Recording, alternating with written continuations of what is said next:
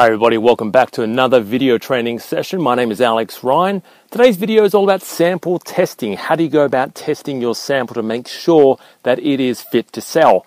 And this is something big because if you have a crap product or it's not been sample tested, you will get a lot of refunds from customers.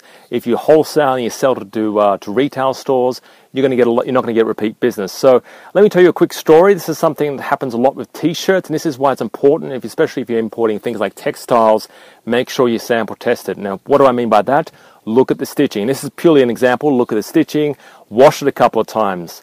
Something that's very popular in China is you may have heard this before, it's called a 3-generation t-shirt, because every time you wash it, it shrinks. And we call it 3-generation because obviously, you're going to wash it, then you give it to your son, and then they're going to wash it, and they're going to give it to your grandchild. So that's why you call it a 3-generation t-shirt. And this is something big, especially in the textile industry. Make sure that whatever you bring it in, especially if it's cloth or some sort of item similar to that, make sure it's tested. You wash it, you look at the seams, you look at everything when it comes to sample testing. If you're importing other things like widgets, if it has anything like things like any screws or any sort of gadgets when it comes down to, like, for example, technology gadgets, does it get affected by humidity? Does it get affected by the cold?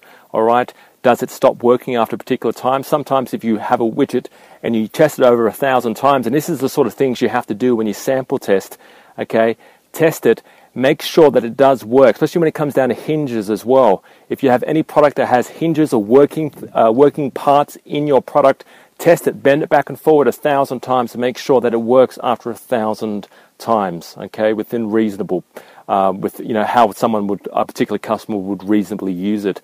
Because that's really what sample testing is, and you only import a particular product when the sample is 110% correct. Not 90%, not 100%, but 110% correct, all right? So this quick video is just about talking about sample testing. I hope you enjoyed it. If you want to find out more information, check out our website. I'll talk to you real soon. To gain access to my free video lessons, where you will discover how to find hot products to import that people want to buy, 7 easy ways to locate quality factories in China that won't rip you off, my secret negotiation strategies to getting great prices from factories, how to sell your goods once they arrive from China, and much, much more, just go to www.importexportexpose.com.au. These trainings are normally valued at $500, but yours free when you visit my website now.